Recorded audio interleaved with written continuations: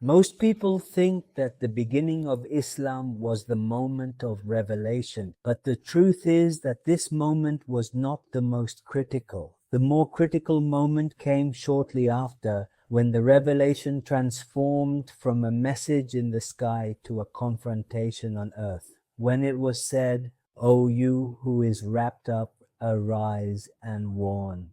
At that moment, not only did the proclamation begin, but the clash of the message with the world also started. I am Muhammad, and this is a podcast. Hamza, the one who is wrapped up, meaning covered in his cloak. Al-Tabari narrates from Ibn Abbas, may Allah be pleased with them both, meaning wrapped in his garments.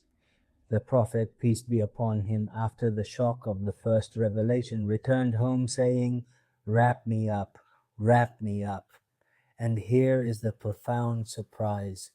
Allah did not leave him in a state of burial, but came with the call as if to say, "Enough hiding, now the mission begins."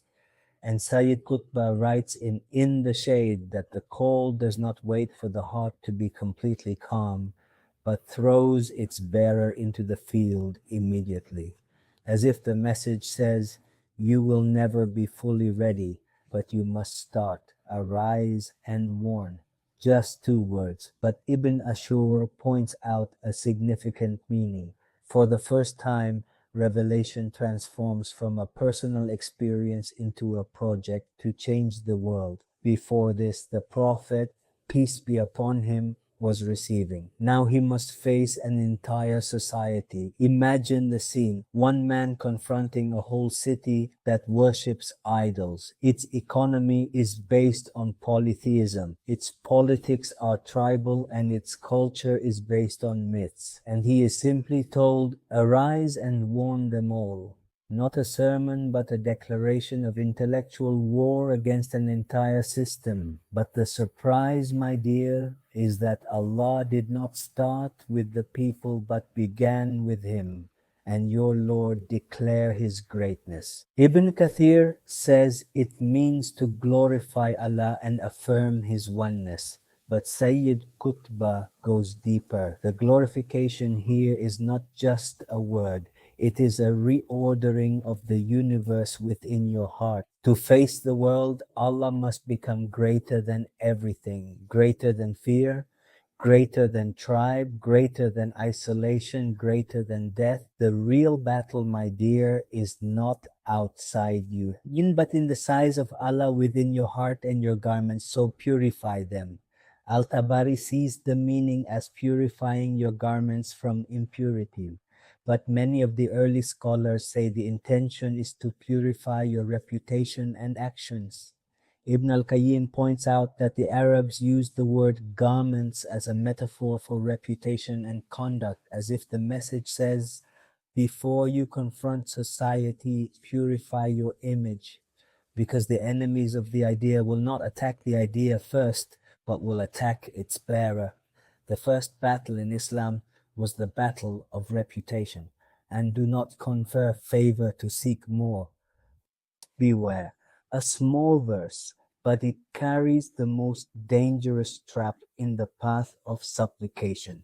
Ibn Kathir mentions the saying of Ibn Abbas, "Do not give your deeds while thinking you have given a lot."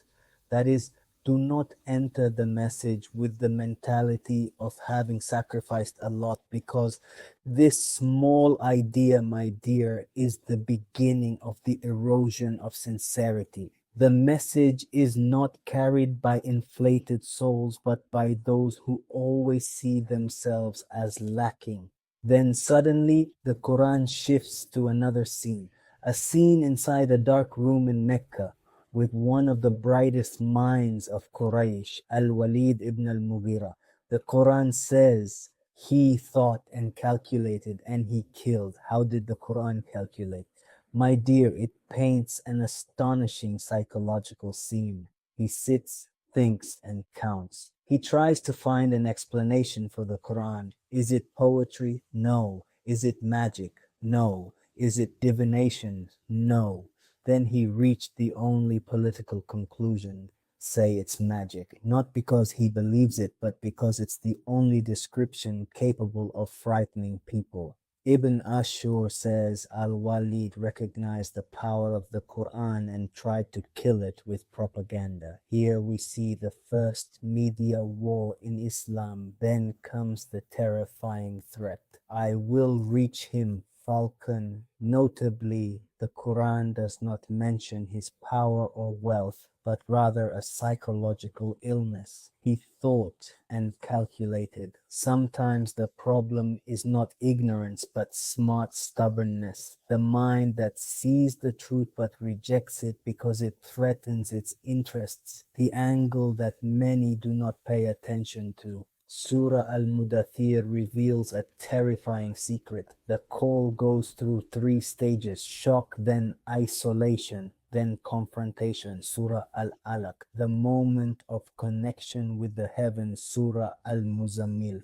building the inner self at night. Surah Al-Muddathir, going out into the world, as if Revelation says it is not enough to know the truth. It is not enough to build yourself. At some point, you must go out. Leave me with the one I created alone. This verse is one of the most intense verses in the Quran. Al-Tabari says, let me take charge of him with punishment. But Ibn al-Qayyim points to a deeper angle in the stages of the seekers. God gently reminds the tyrant of his humble origin, emphasizing that he was once alone without any power, influence, or wealth. Following this profound reminder, the Quran begins to narrate the stages of his remarkable rise to prominence and how vast wealth was eventually bestowed upon him. And I made them witnesses and prepared for him a preparation. Ibn al-Qayyim says that tyranny does not begin with strength, but rather with forgetting the beginning. When a person forgets his initial weakness and thinks that the blessing is his right, divine diagnosis comes. Then he hopes that I will increase your understanding. In the paths of contemplation, he describes the verse as a revelation of the psychological logic of tyranny. My dear human, if he is not raised on gratitude, the gift turns into an insatiable appetite. The more he is given, the more he demands. Then comes the sentence that reveals the essence of the problem. No, he was indeed stubborn towards our signs. He did not say ignorant, but stubborn. And the author of Al-Zilal writes that the Quran here does not depict an intellectual struggle, but rather a psychological and moral struggle. Al-Walid was not incapable of understanding the Quran, but he was incapable of submitting to it. Here, your understanding points to a very delicate point. Many people do not reject the truth because it is unclear, but they refuse to accept the truth because it will cost them their social status. On it are 19. Al-Tabari says they are the keepers of the fire from the angels, but the Quran continues, and we did not make their number except as a trial for those who disbelieve. Sayyid Qutb interprets this verse with amazing depth. The issue is not in the number itself. The issue is that the believing heart hears and submits, while the arrogant begins to argue and mock. Here, the number becomes a revelation of the type of heart. Then comes the verse that shatters human arrogance, and none knows the soldiers of your Lord except him. Ibn al-Qayyim comments on this verse, saying that most causes of human tyranny arise from measuring strength by what they see. But God reminds them that the universe is full of soldiers they do not see. A wind, a disease, a hidden force that can change history. My dear, if we gather all the sections of the surah, we will find that it draws a complete map of the call. The beginning of the message is arise and warn, building the inner self and magnify your Lord, purifying the self and your garments. Beware of the danger of inflation. The inflation of the self and the delusion of abundance represent the true nature of the enemy within our midst. It is this very thought process and the careful calculation regarding the end of tyranny that we must confront. I will cast him into Sakar, a place of punishment. After all the numerous warnings and all the compelling arguments presented throughout history, the Quran poses a profoundly shocking question. Why are they willfully turning away from the reminder that has been given to them? Why do they flee from the teachings and wisdom of the Quran?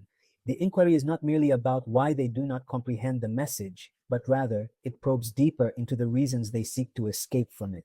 Then comes the vivid analogy portrayed in the Quran, described by many skilled rhetoricians as one of the most striking and intense images found within its verses. It is as if they were wild donkeys fleeing in terror from a ferocious lion. Al-Tabari elucidates that the wild donkeys refer to frightened wild asses, while the lion symbolizes the very essence of danger. Imagine the scene, my dear reader. A herd of wild donkeys peacefully grazing, and suddenly a lion appears, causing chaos as the herd scatters in all directions, running chaotically and without any coherent thought. The Quran states they flee from the reminder just like this. Why did the Quran choose such a compelling analogy? Your practical experience in the field points to remarkable eloquence here. The Quran did not merely liken them to ordinary donkeys, but specifically to frightened donkeys. A calm donkey can stop, ponder, and reflect. The problem, therefore, lies not in their cognitive ability, but in a profound state of psychological panic that grips them. Surah Al-Muddathir, my dear, not only informs us of how the call to truth begins, but also reveals a timeless law in history,